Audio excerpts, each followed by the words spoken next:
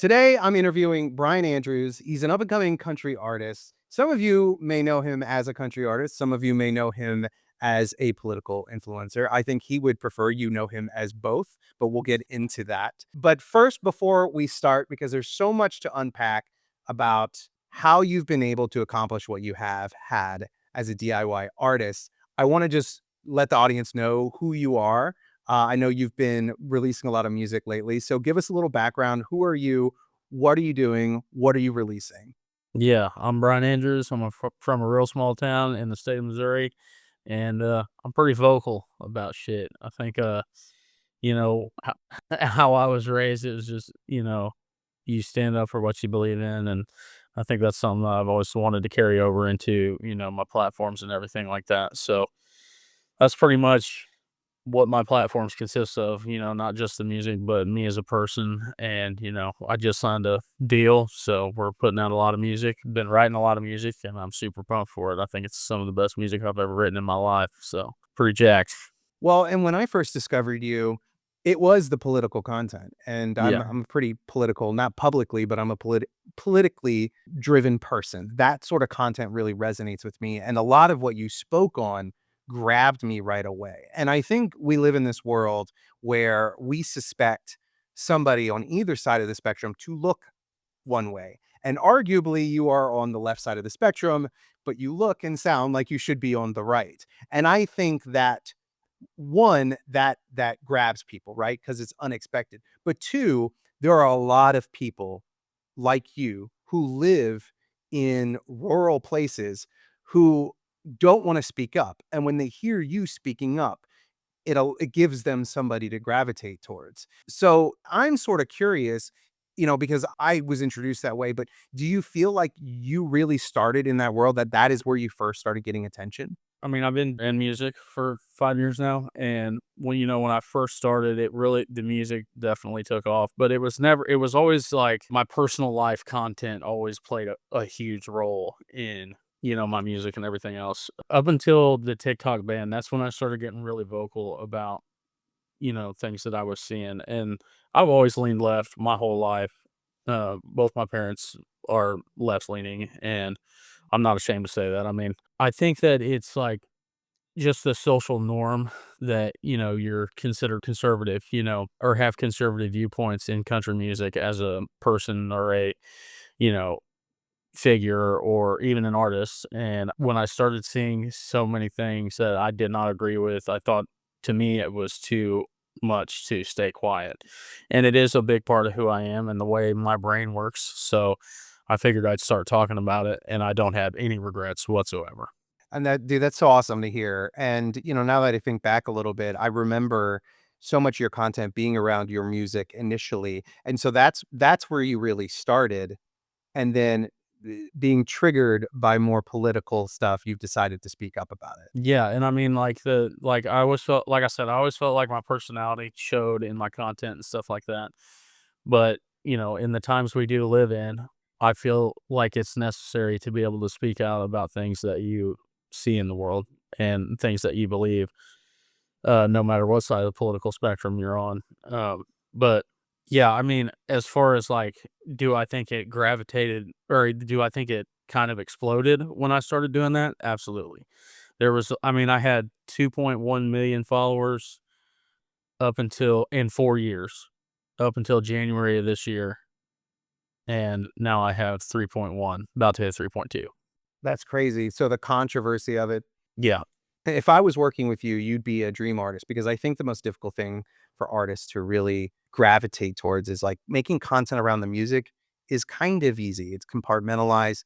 Expressing your personality is difficult, not only because you have to uncover who is this person, but also how am I going to express it? Combining those two things together for any artist is nearly impossible. And I think that watching your content, you are always the example I point towards where like I sometimes don't know how you do it so effortlessly. And sometimes your content is about one or the other, but sometimes you beautifully intertwine them where you can see the people on or enjoying both of these things. And I'm just like, holy cow, like how is this guy weaving this together?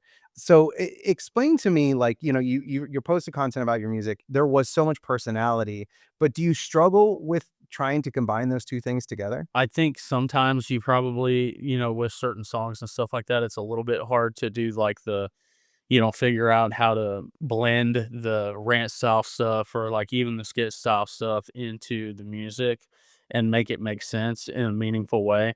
But for me, it's become easier and easier because I write songs about the things that I see. So, like when I'm writing, I'm thinking about how I'm gonna address this or how I'm gonna, market this or how I'm gonna talk about this in a meaningful way. And I think like I don't know for sure, but I mean I think that like the things I say come across meaningful just because like of the way I'm able to craft the conversation. But when I think about that, I don't think it's all that difficult because I've been that way my whole life and I'm a very intense person. I feel things deeply no matter what emotion it is. But I think like content has been able to teach me how to take a step back from things when they initially happen and then learn how to craft what I want to say in a way that it will be received well. And so when I think about doing that, it's just effortless to be able to mess the music in it, I think. I don't know. I mean, especially with this new song we're about to put out, because I wrote it about what I see in the world. Even with Blue, like the first single we released with the label, I loved the song so much and I had such a deep, connection to it that I knew that if I figured out a way to get it out there, that people would feel the same way. Well, and that passion is so interesting too, man, because, you did a post the other day about the Supreme Court ruling, and you start your videos, and I think this is always so important. You've not trademarked, but you've become known for a way of flipping your camera forward and going like, "Ho ho," like, and then it grabs you, and I don't know if I'm gonna what rain I'm gonna get. I don't know if I was gonna get a political thing, but sometimes, the song about your ex-girlfriend, right? Mhm. What was the name of that Yeah. song? Blue. Yeah. Blue, that is Blue, okay, right? You flip the camera and you start talking shit about your ex, and then I don't even know it's about a song, and the way that you don't know what you're gonna get, but the level of energy is the same, feels like we're having the same conversation. And as a marketer, I sort of took notes on that because in a way, you're creating this consistency in your brand and I'm enjoying you. I actually kind of Right. don't care what you're saying. Like it's becoming you, the storyteller. And so I think as artists, sometimes we try to compartmentalize all these like content strategies, but ultimately they can be built the same way, the Yes. story changes, but you haven't changed. Yeah, I always say they go hand in hand. I mean, like, I hate to be one of those because you hear fucking pretentious artists say it all the time where they're like, I'm not a content creator, I'm just an artist. But when I write songs, I think about the content I could be making about it. You know what I'm saying? So, and it's because, like, I think I And grew up in dude, a and different so many era. artists would hate to hear that. Yeah. And I They're like, mean, "Oh," but yeah. I think it's brilliant. Yeah. It doesn't take away from the art because I'm writing the song about something I truly feel.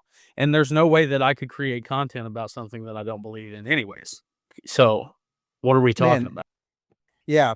Well, and I think about it like, even this like you think about what the content I'm gonna make, right? What am I gonna say? But you could say the same thing as like, what am I gonna talk about in this song? Somebody asks me about this song, what am I gonna say? And when you think about it that way, you put yourself out of this headspace of like, I'm creating content and more just I want to talk about my song. Yeah, dude, it's Um, like I never view it as just making content. It's always like I'm about to say something that I fucking believe in, and I need to say it to be able to sleep at night. yeah. That's well, and let me ask you though, does any of your music in that regard lean political as well? Absolutely. This song we're about to put out, there is no ifs, ands, or buts. It is 100% political, and I'm absolutely so fucking tired of hearing people tell me to shut up and sing because music has always been political. Bob Dylan never sang about politics. What are you talking Yeah, about, bro? yeah. I mean, it's one of them things that to me it's like for a long time I didn't talk about politics because you just don't. And I mean, even in the wake of things that we've seen on a large scale, how many artists have you really seen talk about it? Not very many. Some, a couple.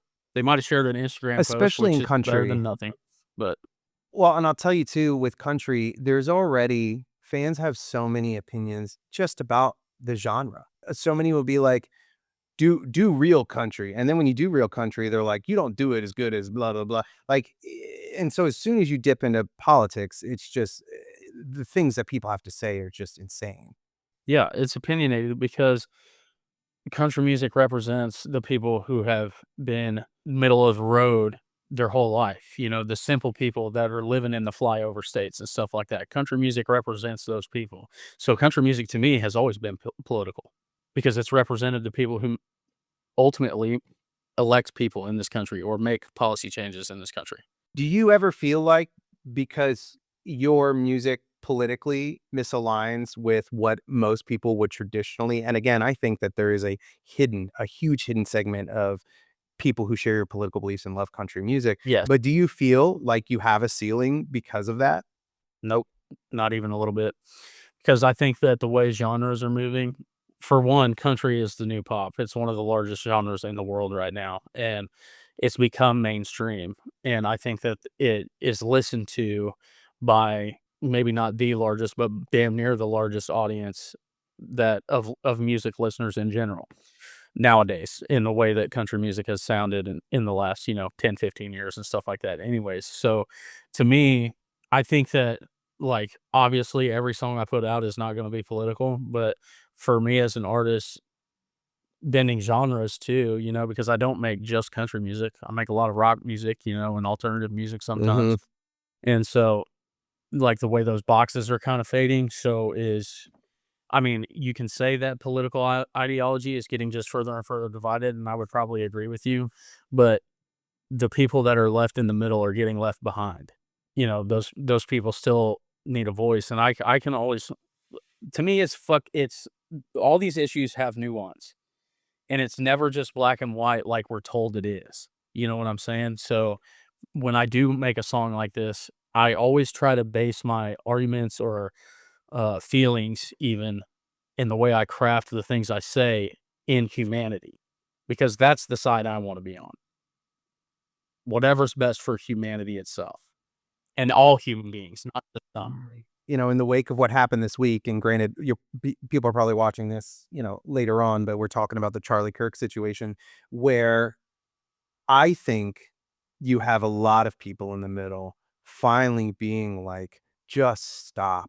Like, both the rhetoric on both sides, and I'm not talking about, like, the middle rhetoric. I'm talking about, like, the blaming on either side, because it literally all it does is divide us more. And, I think you and I had a conversation over text a few days ago, and you made a post about this whole situation. And I just, as somebody, because there's other artists who do political content, political music, does this situation reinforce your ideals and really your wantingness to speak up about it? Or do you feel like maybe I'm doing the wrong thing here?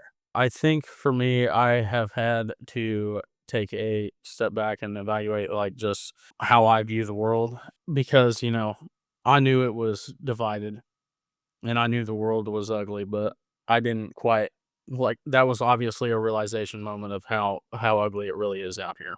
And it's started the conversation of, the violence that we see in America on a daily basis pretty much. And so for me, it's like I don't think that for me personally, when I was thinking about like the things I say and how outspoken I am, I was like, damn, is this worth it? But I think to me it is. I was having a conversation with my dad, and I'm gonna make a video about this later, but I was like, maybe I should just shut the fuck up and just post songs and that's it. Because is it worth it? And he was like, well, would you rather not make it because you tucked your tail in the face of hate and just started posting about music and let go of a huge part of who you are? Or would you rather not make it because you said something that people just weren't ready to hear yet? And I chose the latter. And I will always choose the latter because you will never, ever be able to turn me into the hate that you give. Dude, I love that. And yeah, I think that I mean, now there's a true bravery in anybody having opinions, right? Like when influencers and free speech are attacked, perceivably, we're still finding out, but there's no other reason to attack Charlie Kirk. unless you had something to thoughts on what he had to say. But I think, I've had conversations with other influencers who speak on politics, and it's like, do I do I keep going? Is this worth it? And I don't know. I agree with you. It's like, and if you give up on it, what's the point? Then Yeah. what? Then we don't live in a society where that's valued. Like I said, I think that, the original question you asked was, does it make me feel like I'm wrong? You know, um, being on the left side of things in the wake of what's happened. And no, I don't. I think that because I don't feel I'm not a radical leftist or whatever that they're telling you to hate. Like my best friends in the world that I grew up with, that I watched their families grow, are Republicans. And I see them every day. I drink beer with them every weekend. So for me, when I'm thinking about the things that I want to say, like I said, I always try to end up on the side of human empathy and just being able to see things for what they are. And if it hurts people, if policy, whatever it is you're talking about, if it hurts people, then I will always speak out against it. And that's where I don't necessarily view myself as a Democrat.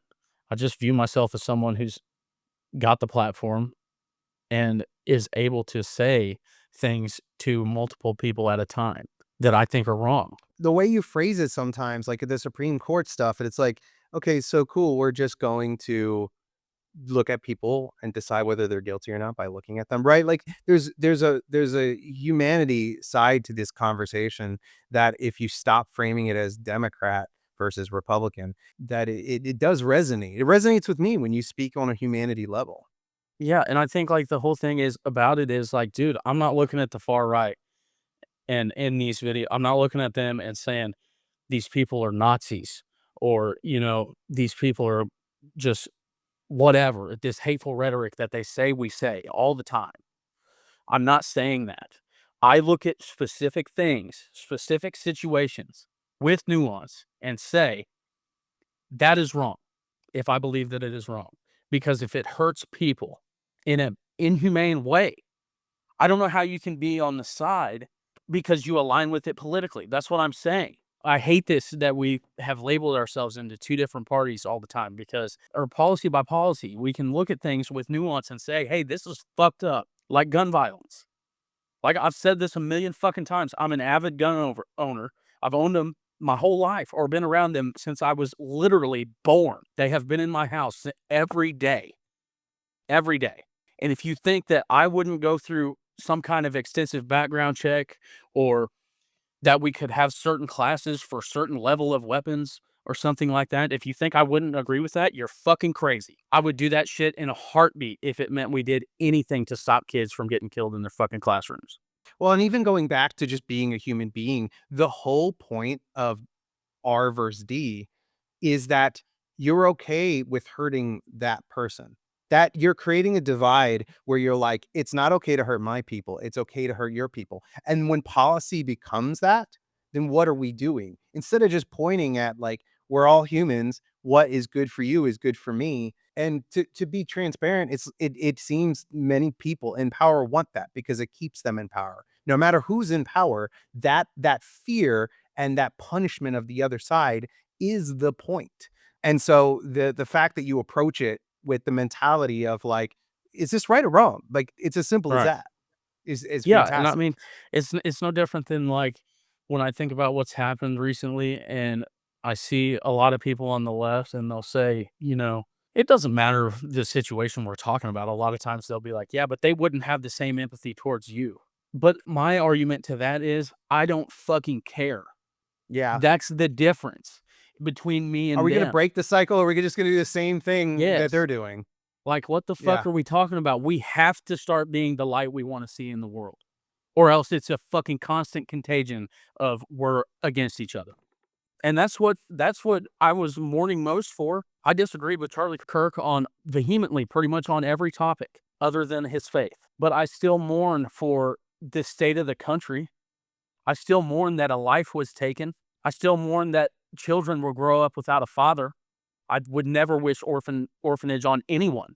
So, and I mean, I've been called out by the left this week for making that video. And I understand where people are coming from when they say things like they wouldn't have cared the same. Look at them now. They're calling for war on the left. Or when you see people of color say things like, this has been happening to us since its country's inception. I get it. And I don't know what to say to that, to be honest with you. And I'm not going to tell anyone else how to feel. I just know that me personally, will always have empathy for any human being. Yeah, man. The mourning of the fact that we know agents of power are going to use it to their advantage. I think that I'm with you on that, where it's like this martyrdom is only going to further the thing that I think most of us in the middle are most upset about, which is the divide. It's like Yeah. that really, I felt this way when the assassination attempt on Trump. It's like fantastic, more divide, because that's all these situations create. And what upsets me most is that there are people like that we know personally. I mean, I live in the South as well, that are bought in. They think that, I'm like, man, this is what they want from you. They want you to blame this other person. And I'm on the other side. So am I to blame? Well, no, you're my brother, you're my friend, you're whatever. And it's Right. like, well, so where's, you got to recognize what you're doing. But some people, they've got a lot of people in the propaganda machine, and there's just not a lot you can do about it. And it just further divides it. Yeah, and that's where I'm saying, like, I can't speak to other people's experience. I think we're all knowing of things that are online and stuff like that, and like I said, these groups of people who have been affected by rhetoric from people on the right side, I get why they feel the way they feel, and they've been affected by policy too.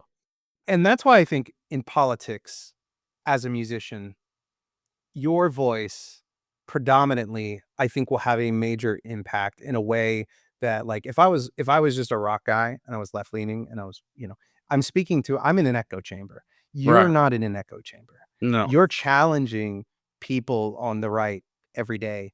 And your voice in particular, I think, is going to have a lot of value of bringing people on both sides back together, but especially on the right. I agree. I say that all the time. It's like, in country music specifically, I'm mostly speaking to conservatives and I sing to conservatives.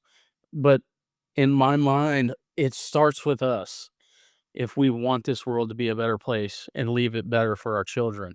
And when I say the things I say them to try to bridge the gap because I want people on that side to say, hey, I don't have to make my whole identity my political party or the person that I voted for. I can look at this with an open mind and say, that's fucked up, and then vote accordingly the next time. Or have someone that you wouldn't normally think of in your mind when you do go to the voting booth. Or look at people a different way and say, you know what? Their experience is their experience, and it's as valid as the experience that I have. Because we are just we are so far divided, and I hate it so much. It honestly breaks my heart. And in that video I posted, that is what I mostly meant, by having empathy for humanity itself. I'm scared of where we're going. Truly terrified, horrified. And I will always condemn acts of violence when I see them against freedom of speech, constitutional rights. Well, I couldn't agree more, and I'll be honest with you, I'm a very amateur interviewer, and I don't know how to come back from this conversation. No, I don't it's know all how to good. bring this back into how do you create a sustainable content strategy? Yeah. But, No, I didn't mean to it get this it off the I do rails. It just well, and honestly, I didn't wanna prevent it either because I think that I mean, look, dude, like, artistry, like you said earlier, it melds with humanity and politics, humanity, death, life, violence. How do you have these conversations? I know I made a post today where this girl, she has this song, and the beginning of the song, at least in the part of the content is, I don't want to get shot. She posted that hours before Charlie Kirk was shot. And that Right. post has gone viral. And it's a political song. And she chose to double down, and I think that's very brave of her because it's going viral and people are paying attention to it. And I think that there's no divorcing it at this point. No, And there is. even on my end, when I have conversations about artists and what do you do? How do you market? Right now, what they're struggling with is, do I even post anything this week? Right? Right. Like they're challenged with that when it has nothing to do with the situation. So how do we can't divorce these things. We can't separate them. No, we have to stop shying away from them, and I think we have to start having tough conversations. We have to have a conversation about having conversations in places where Yeah. normally we wouldn't have them. You know, even like podcasts or whatever, whoever we're talking to, we have to start normalizing being able to talk to people, even though we have different experiences and differing opinions. As long as we're all trying to move for the betterment of humanity, then I think we can all agree. The problem is that you do have people on both sides that they're so blinded by their hatred that it's hard for them to come back from. Yeah. And so, I don't know, to me, it's almost like a I don't care how much you vilify me, I don't care how much you hate me, I will never ever become the hate you give, and I will always stand strong in the things that I believe in. Well, and I'm sort of curious what you think of this because I've had artists that they make it a policy, and I respect this. I don't want to talk about politics, whatever way they feel, to the point where I genuinely don't know how they feel. And I think back to this video of Elvis Presley where somebody in the press was asking, was like, "Hey, what do you think of the war?" And she's like, "Ma'am, I just make music. I just entertain. I don't do all that." And I think what I'm curious about from your perspective, for those artists who don't wanna participate, do you think that it's a mistake? Do you think that they should be? I think that if you are not educated, or at least try to educate yourself on things and you wanna speak about them, then read first, you know, educate yourself and form your own opinion first, and then post about it if you want. But I don't think anybody's inherently making a mistake by not posting about it. I just think at some point, this is our country and this is our world we live in, and we have to start talking about it at some point, no matter who you are. I don't care if you're bagging groceries or a teacher or whatever it is you're doing. I think at some point we've got to start bridging the gap because people are turning to hatred at an alarming rate. Well, and, the unwillingness I work with almost exclusively country artists, and most of them are right-leaning personally, and majority of the reason why they don't wanna talk about it is actually because they know they work in a left-leaning industry. Everybody here in Nashville that works in music, not everybody, but the people I know, they are actually very left-leaning. It's still very much a left-leaning industry. So they're always straddling this line of like, I'm talking to my label right now, and I wanna put content together where I wanna say about this, but what if my label drops me? Or worse, doesn't give me the love I deserve because they secretly hate me. So it is both a public game to them, but like internally a political game in the industry. Yeah, I think so too. I think when I first signed a deal, I was a little bit worried about it, but my label found me that way, on this content that we're talking about, and they have stood behind me 100%. And I mean, I think for me, I'm lucky as an artist because I have that experience with the team I've built around me and am able to have, even with them, meaningful conversations about these things. Business aside, I'm able to relate to them and have conversations with them on a meaningful level to where we believe in what we're trying to do. Do you feel like that is actually opening more doors than it is closing? For sure. Absolutely. Like this next song I put out, I think it could be one of the biggest songs of my career, to be honest with you. I just think that, and this is maybe for me on a personal level, but I have to write about these things to be able to shut my eyes and sleep peaceful at night. I have to be able to write about things that I'm this passionate about, and I am passionate about this. I'm passionate about human beings and love and being able to have your own experience, without Dude, imposing or being imposed on. I feel bad for the guy. At some point in your career, some guy who thinks he knows everything is gonna sit you down and be like, "Hey, man, you should really just be this because this is working right now." And that guy's gonna catch an earful from Wow. you, and I've been in that room where that guy has made that mistake.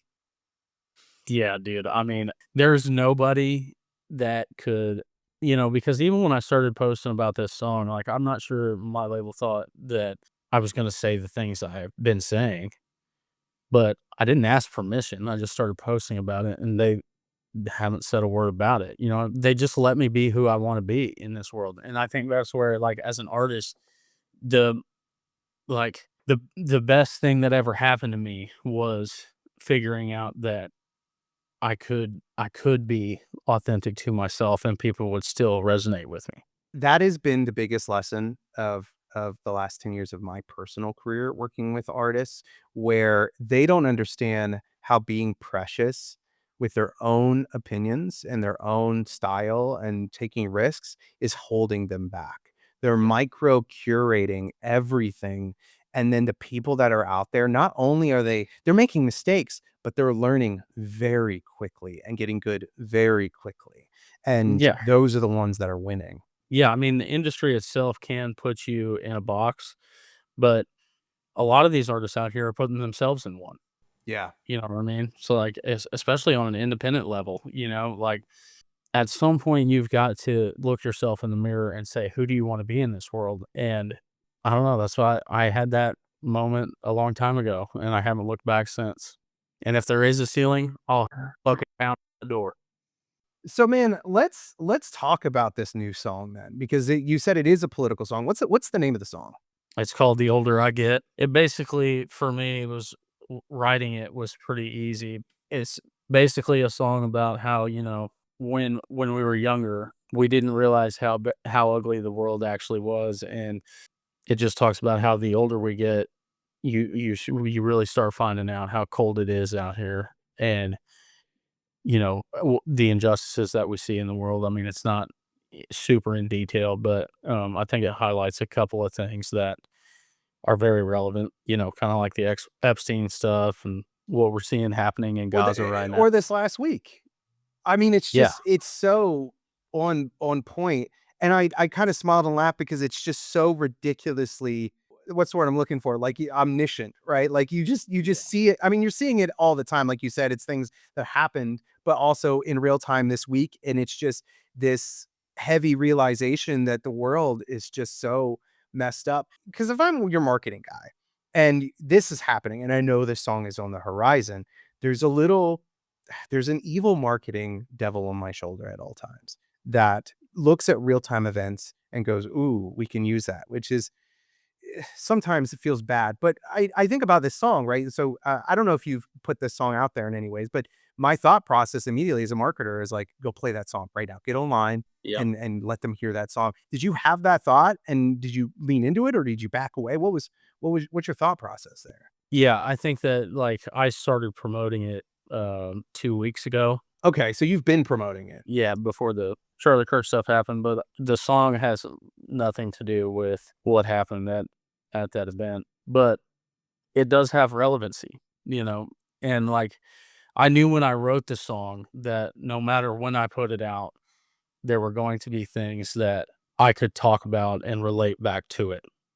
So, and just like, I don't want to say that from like a marketing standpoint or like I'm a cold person and trying to profit off of people's injustices or anything like that. It's just that I am a songwriter and I do believe that the way we bridge the gap is through music and or help bridge the gap is through music. And I will always speak about the injustices that I see in the world and the things that I see that are going wrong. So I don't know. It's when all this stuff happened, I think, like I've posted a couple videos about it, but haven't really doubled down on like the rant style videos because I don't think it's right to at this moment. When we get back around into really marketing it like next week and stuff like that, yeah, I'm definitely gonna double down on the shit I say. Well, and that gray area of marketing to me is always about intention, right? Like your intention in my opinion, there's virtue to it because you are trying to do right by the world and your own art and shine a light on things. Where it makes it icky is when honestly, sometimes when I come into play, a marketing head comes into play and they're thinking about it from like a career standpoint, right? Like because they're not in your head. Their goal, I mean, maybe their goal if you have a manager who's aligned with you, but it's like, oh, do this because it'll react. Right. All of a sudden, "Oh, now this is gross." Like, now this is like, I don't know if this is gonna work." Yeah, I think from the very beginning, like when we got this song done and I sent it to everybody, we all knew that it was gonna have to come from like an organic place from me. You know what I mean? Like not Yes. just because of certain events happening simultaneously. We just knew it had to come from an authentic place. And I think we've done a good job of that so far. And I think that moving forward, it's only gonna get bigger and out there more just based solely off the fact that it is coming across as authentic because it's just an authentic song to the time and it's relatable. I mean, there's no way that like I think the power of the song is in the song itself.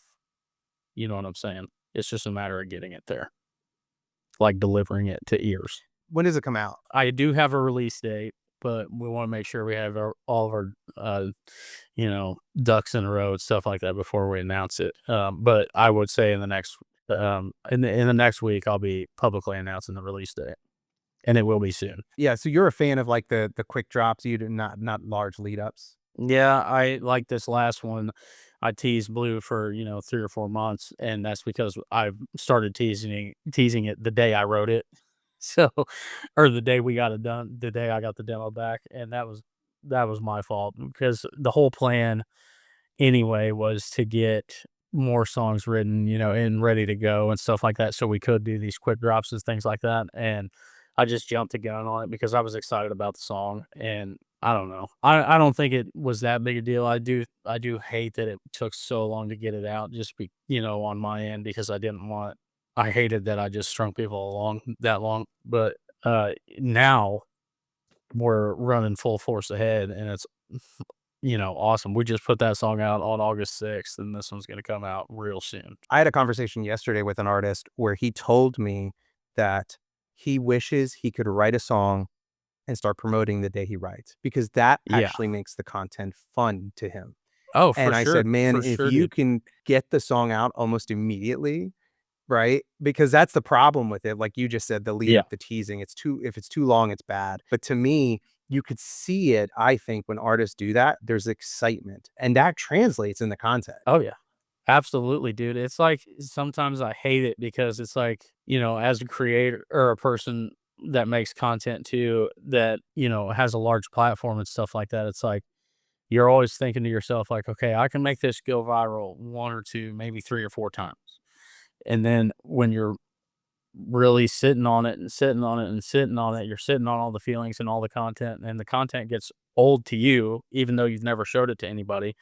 So like your ideas, will come to you and they'll be like, well, that wasn't as good as I thought it was back then. But it's only because you don't have the same excitement for it that you did the day you wrote it. You know what I'm saying? Like that was a banger idea to you when you first thought of it. But now, and that's where like the best content I make, the most viral videos I make are videos that I had just thought of. You know what I mean?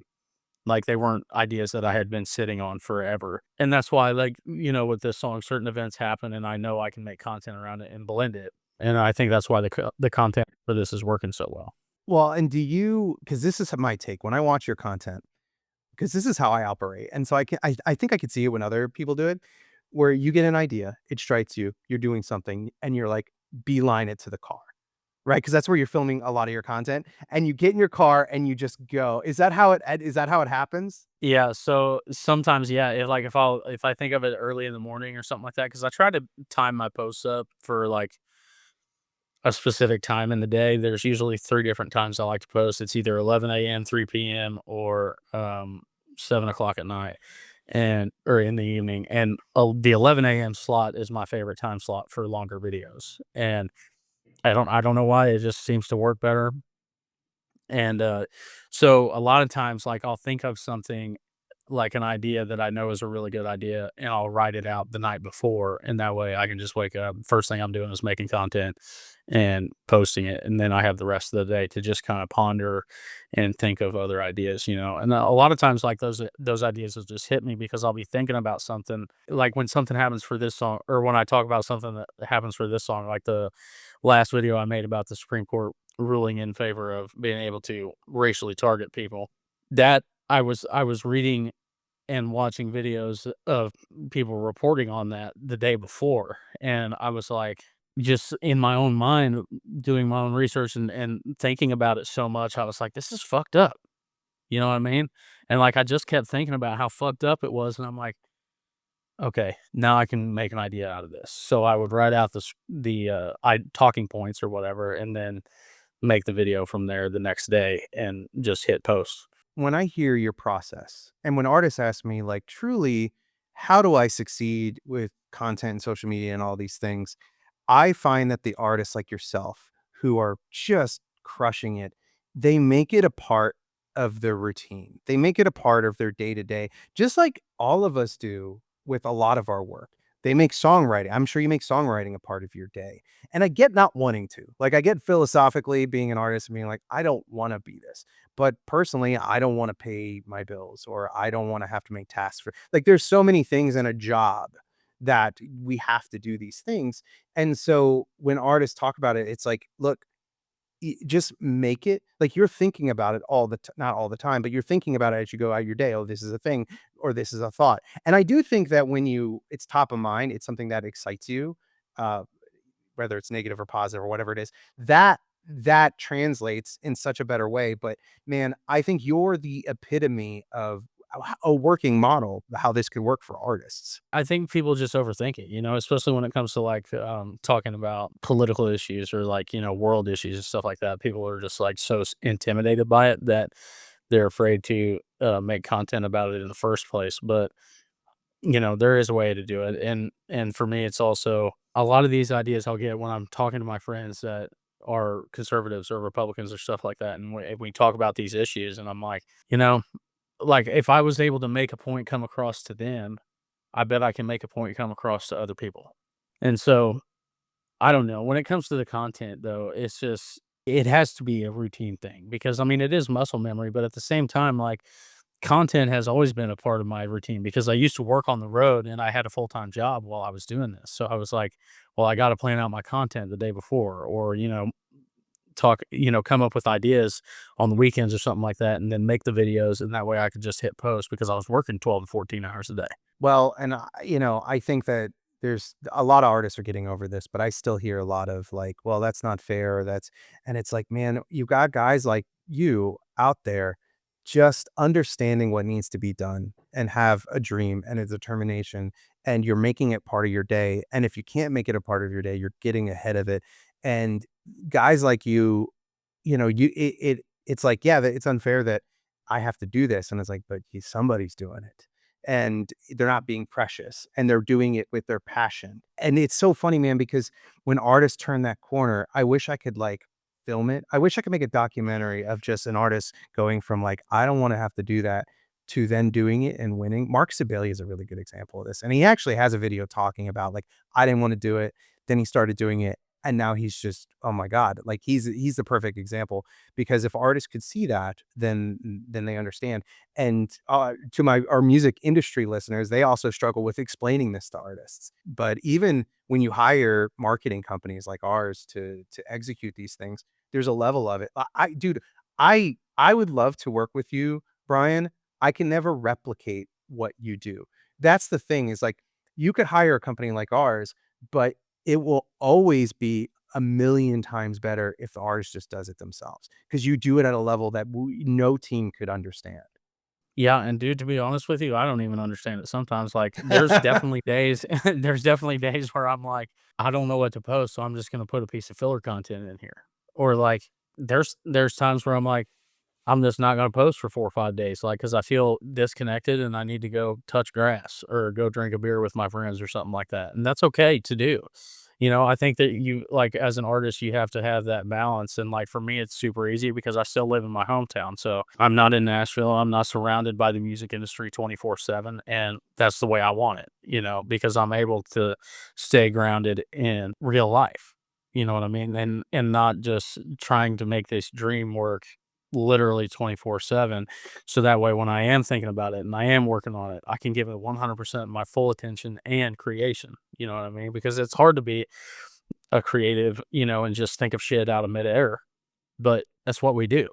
You know what I'm saying? So anything that I can do to give myself the clearest mind I can have, that's where I gravitate towards. Well, and I always like it from the standpoint of being an antenna. I think like Rick Rubin talks about this a lot. Like you're an antenna and the clearer your signal, like the more information you're going to get, both musically and content wise. I mean, I think that I've had the same experience where something has struck me and I've made it on a whim. And I had something go crazy viral. My biggest video in the last 6 months was me walking out the front door and just having some thoughts on Brandon Abernathy. I don't know if you remember that whole Mhm. episode, where, he had all that and I had a thought and it hit 2 million views and you're just like, God, I've put so much work into videos that have done not even close. And you wish you could distill that and be like, hey, artists, just sometimes throw caution to the wind, fail a little. I'm sure your career is littered with those. Yeah, it's only cringe until it works, and I mean, some ideas just don't work. Like, I've definitely had videos that I thought were gonna go stupid viral that didn't, but I also have videos that I know are gonna go viral that go fucking super viral. You know what I mean? So, like, in the moment when I'm thinking about content and I'm like, "That's a good idea," I know it's a good idea. Whether it gets 5 views, or 50,000,000, whatever, it doesn't matter. To me, it's something where you just have to decide, like, you know that some content's not gonna work, but if you just keep at it and you know that there's things that will work, once you figure out one video that works and you just keep going down that pipeline, next thing you know, game over. Bro, I can't tell you how many artists I've worked with where something works and they're like, okay, we did it. Let's try something else. I'm like, no, this is, Yeah, we are do that drilling over and this over and down. over and over till it stops working.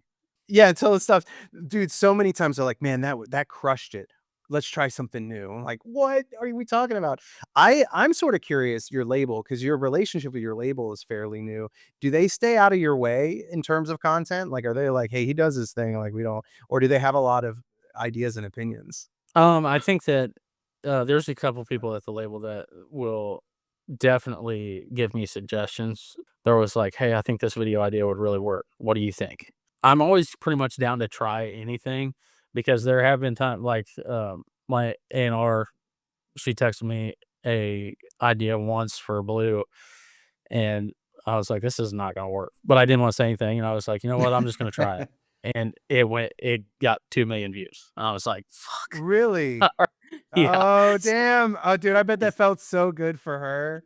Oh, yeah, I was like, "Hey, that was a banger ass idea," and so I was like, "You were right on that, and I was definitely wrong," and we kinda went from there, That's but, a good like, even lesson, with though.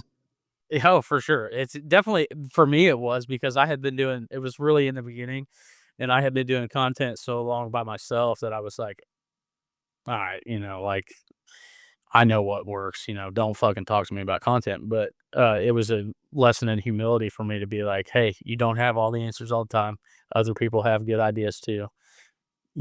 And I that helped me tremendously because I now like seriously value that they're especially on days that I don't feel like I have any content ideas, where I can always go to them and be like, "Hey, you got any fucking ideas, or whatever," and they'll always hit me with a bunch of shit. So it's really nice to have them. I can't say enough good things about them. I don't regret signing that deal at all. They've treated me insanely good. So. It sounds like you have a good team too. I mean, I'll tell you from my experience with most labels, the ideas that they give are tend to be very watered down, safe, and trendy. And look, some of those still work. It depends on the type of artist you are, but a lot of the times if we get brought in on an artist like yourself, transparently, that is crushing it and it has a theme and a thing, and they seem skeptical of any team coming in, I'm like, I don't even want to bother. Cause like imagine that's really great that she pitched something and it worked, but imagine going through like 3 or 4 of those where they don't. You lose trust really, really quick. It's so tough. But it's so good that you're open to them because having a team, like you said, on days that you don't feel like it, it's so valuable. Yeah, I think that's where, like, the main thing for me was that, like, we entered into this partnership together, and I would be doing myself a, disfavor if I didn't trust them and value and respect their ideas, suggestions, and opinions. When I think about it that way, and I'm able to keep an open mind when it comes to content and stuff like that. It's been such a good relationship that, even now, like I said, I'm looking to them sometimes for content and for inspiration and stuff like that, and they've done a great job of staying out of my way when they know I'm cooking, and then, when they see me, struggling a little bit, they're right there to pull me back up. So, I mean, I don't want to make it seem like they're telling me what to do all the time because they honestly don't. They don't bother me really if I don't want to be bothered. But I, I think that's the cool thing That's a about good it, label though, man.